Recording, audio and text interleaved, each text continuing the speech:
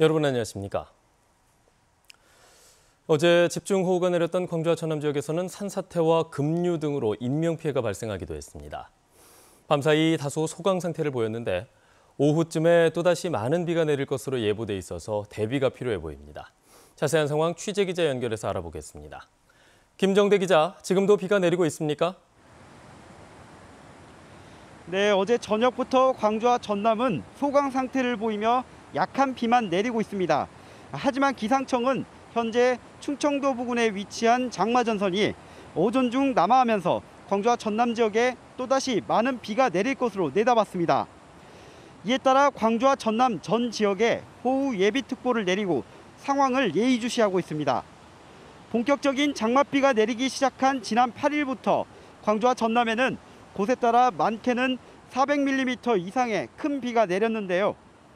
기상청은 오전 중 남부지방을 거쳐 오후에는 남해안까지 장마전선이 남하하면서 전남 남해안을 중심으로 돌풍과 천둥, 번개를 동반한 시간당 30mm 이상의 매우 강한 비가 내리겠다고 예보했습니다. 예상 강수량은 내일까지 50에서 최대 150mm가 더 내릴 것으로 전망됩니다. 또다시 많은 비가 예상되면서 비 피해 복구가 다소 지연될 것으로 우려됩니다. 광주시와 전라남도는 재난안전대책본부를 가동하고 신속한 피해 상황 조사와 응급 복구에 나설 계획이지만 기상 여건에 따라 다소 지연될 것으로 예상됩니다. 지금까지 광주천에서 KBS 뉴스 김정대입니다. 네, 광양에서는 어제 집중호우가 쏟아지면서 산사태로 80대 노인이 숨지고 주택 5채가 매몰됐습니다. 그런데 마을 주민들은 집중호우 이전부터 산사태 징후가 있었다며 분통을 터뜨리고 있습니다. 이번에도 인재라는 지적입니다. 정아람 기자입니다. 반으로 접힌 철골 지붕. 흙더미를 뒤집어 쓴 주택은 형체를 알아볼 수 없을 정도입니다. 시간당 30mm가 넘는 집중호우에 비탈진 야산의 흙더미가 주택가로 쏟아져 내렸습니다. 주민 3명은 가까스로 몸을 피했지만 문 밖을 나서던 80대 노인은 흙더미에 깔려 숨졌습니다. 천둥 번개를 쳐도 그보다 더 큰 천둥 번개는 없었어요. 마을 주민들은 이번 사고가 50m 거리의 택지조성공사와 관련이 있다고 주장하고 있습니다. 2년 전부터 건축물을 짓기 위한 땅 고르기 작업 등이 이뤄졌는데 석축이 무너지거나 공사 현장에서 굴러떨어진 돌덩이가 주택 화장실을 덮치는 등 사고가 잇따랐다는 겁니다. 불안한 나머지 광양시에 수차례 민원도 제기했지만 소용이 없었습니다. 집안이 약해서 내가 집안 조치를 해달라고 내가 몇 번 진정서를 3번 넣었고 그래서 그 집안서를 무시하더라고. 아무런 이상이 없다고. 그래서 내가 조치를 다시 해달라고 와서 한번 봐라. 근데 아무도 온 사람도 없어요. 사고 원인과 관련해 경찰은 인허가 등 공사 현장에 법적인 문제는 없었는지를 살펴보고 있습니다. 공사 현장에 대해서 설계 조면대로 공사가 시공이 됐는지 여부하고요. 그 인허가 관련해서 정당하니 적정하게 그 규정에 맞게 이 허가가 나가 있는지 그런 여부를 수사할 예정입니다. 지난해 곡성에서 집중호우로 5명이 숨진 지 1년이 채 안 돼 일어난 광양 산사태 사망사고. 수차례 반복된 사고 징후에도 현장 점검은커녕 문계기로 일관한 행정당국의 대처가 도마에 올랐습니다. KBS 뉴스 정아람입니다. 네, 어제 집중호우에 따른 토사 유입으로 운행이 중단됐던 보성 지역 경전선이 복구를 마치고 정상 운영을 시작했습니다. 한국철도는 경전선 벌교에서 조성역 구간이 복구됨에 따라 순천역과 광주 송정역으로 가는 무궁화호 열차 운행을 오늘 오전 6시 첫 열차부터 재개했다고 밝혔습니다. 해남 현산면에서도 500mm가 넘는 많은 비가 내리면서 농경지 침수 피해가 잇따랐습니다. 특히 해남 현산면 초호리 일대는 농경지에서 물이 빠지지 않으면서 농경지와 비닐하우스 단지가 마치 거대한 저수지처럼 변했습니다. 김영찬 기자가 현장을 다녀왔습니다. 폭우가 쏟아진 해남군 현산면 초호리입니다. 초록색을 띄어야 할 논이 거대한 흙탕물 저수지로 변했습니다. 논 가장자리에는 정체를 알 수 없는 거대한 수초 덩어리가 떠다니며 모내기한 논을 망쳐놨습니다. 모를 싹 스치면서 돌아다녀요. 이 뿌리가. 그러면 이제 뽑힌 놈도 있고 또 자빠진 놈도 있고. 이번엔 마을 비닐하우스 단지 지역으로 가봤습니다. 불어난 빗물이 출하를 앞둔 무화과와 백향과 비닐하우스의 절반 높이까지 찼습니다. 수확은 이미 포기했습니다. 물이 빠질 때까지는 수심이 깊어 하우스 안으로도 아예 들어갈 수 없습니다. 한 2억 정도. 현재 안에가 작물이 다 들어갔고 한 달 있으면 출하를 할 시기니까요. 해남 현산면에 지난 이틀간 쏟아진 비는 520mm를 넘어 전남에서 가장 많았습니다. 해남 현산면과 인접한 강진군 신전면에도 490mm 이상의 비가 쏟아졌습니다. 노는 곳곳에서 붕괴됐고 약한 비탈 경사면은 곳곳에서 흘러내렸습니다. 산에 인접한 이 오리 농장은 새벽 갑자기 쏟아진 폭우에 침수돼 오리들이 폐사하고 있습니다.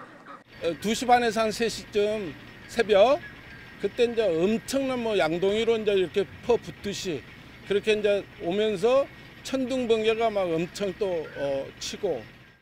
해남과 주변 지역 주민들은 망연자실한 채 서둘러 장마 전선이 지나기만을 기다리고 있습니다. KBS 뉴스 김영찬입니다. 네, 어제 오후 6시를 기준으로 광주와 전남 지역에서 코로나19 신규 확진자 12명이 추가됐습니다.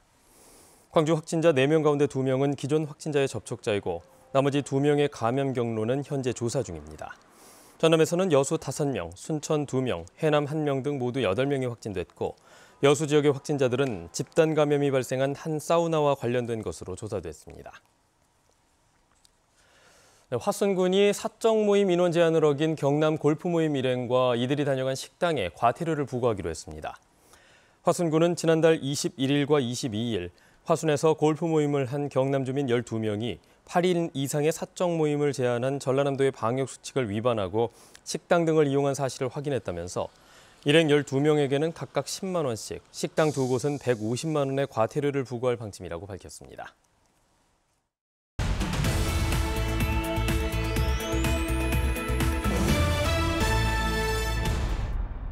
곡성군이 가수 수아진과 김민교 씨를 곡성군 홍보대사로 위촉했습니다.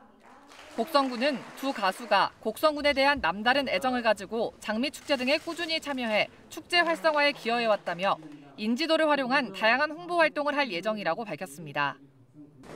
조선대학교가 체육예술교육기부 거점대학 사업에 4년 연속 선정돼 향후 6개월 동안 1억 3천만 원의 연구비를 지원받아 체육예술교육 활성화를 위한 다양한 기부 사업을 진행합니다.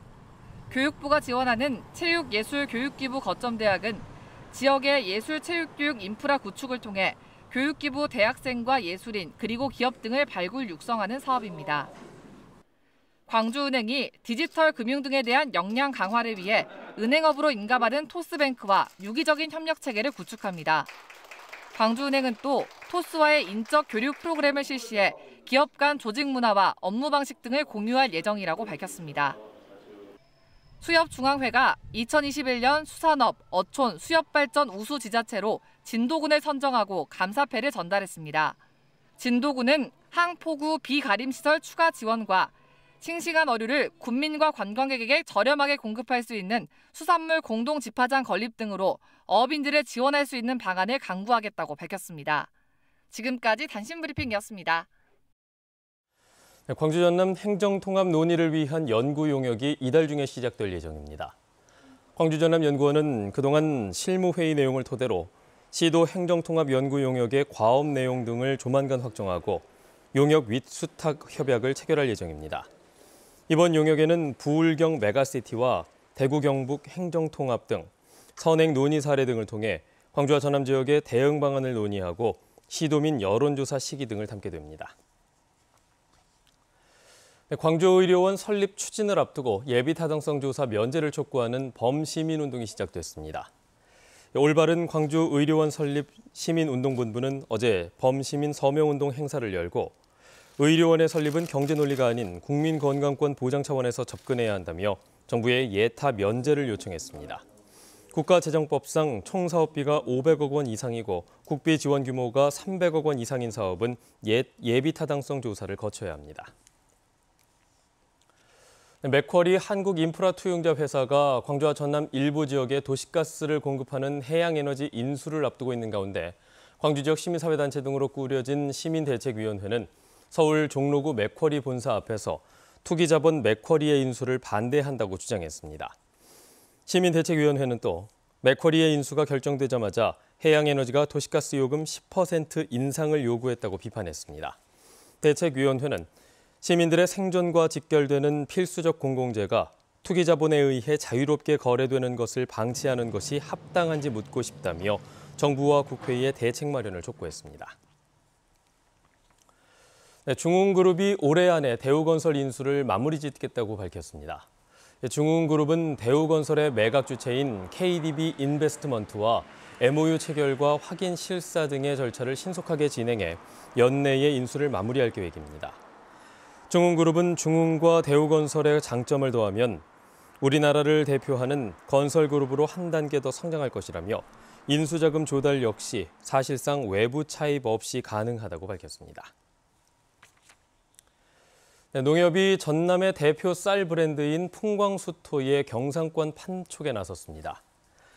농협 전남지역본부는 전남의 대표 쌀 브랜드를 널리 홍보하고 판매량을 늘리기 위해 부산과 경상 지역 마트 20여 곳에 풍광수토를 납품하고 구매 고객에게 전남산 양파 2.5kg을 증정하고 있다고 밝혔습니다. 지난 2018년 이후 부산과 경상권 지역의 풍광수토 누적 매출액은 19억 원에 이릅니다. 광주시가 본격적인 여름철을 맞아 레지오넬라균의 증식이 활발해질 것으로 우려된다며 백화점 등 다중이용시설 200여 곳에 대해 집중 점검을 추진합니다. 레지오넬라증은 냉각 탑수나 건물의 급수시설, 그리고 목욕탕 등 오염된 물에서 증식한 레지오넬라균이 공기 중에 미세한 입자 형태로 존재하다가 사람이 들이마시면 호흡기로 감염됩니다. 면역력이 크게 떨어진 환자가 레지오넬라 폐렴에 걸리면 사망할 수도 있습니다. 광주 지역 고령 운전자의 운전면허증 반납이 행정복지센터에서 이루어집니다. 광주시는 그동안 경찰서와 시청에서 각각 진행해온 고령 운전자의 면허증 반납과 교통카드 지급 업무를 오는 13일부터 행정복지센터에서 맡는다고 밝혔습니다. 이에 따라 70세 이상의 시민이 운전면허증을 반납하면 별도의 신청 없이도 현장에서 10만 원 상당의 교통카드를 지급받을 수 있습니다.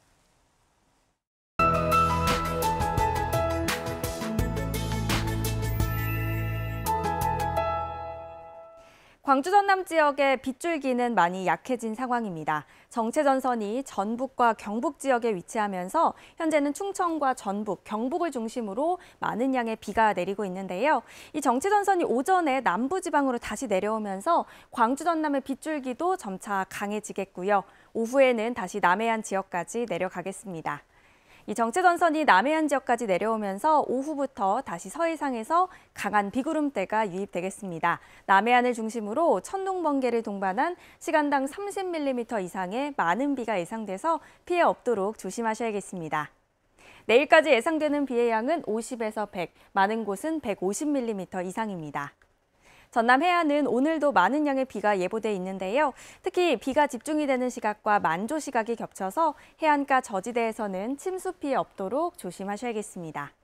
다음은 자세한 지역별 기온입니다. 오늘은 어제보다 기온이 크게 오르겠습니다. 광주가 24도에서 시작해 한낮 기온 27도로 어제보다 3도가량 높겠습니다. 여수의 낮 최고 기온 26도, 순천 28도로 평년과 비슷하겠습니다. 목포와 강진, 해남 모두 27도까지 오르겠고요.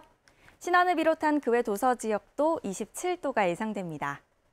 물결은 먼 바다에서 최고 2.5m로 다소 높겠습니다. 내일까지 비가 오다가 밤부터는 대부분 그치겠습니다. 기상정보 전해드렸습니다. 뉴스를 마칩니다. 여러분 고맙습니다.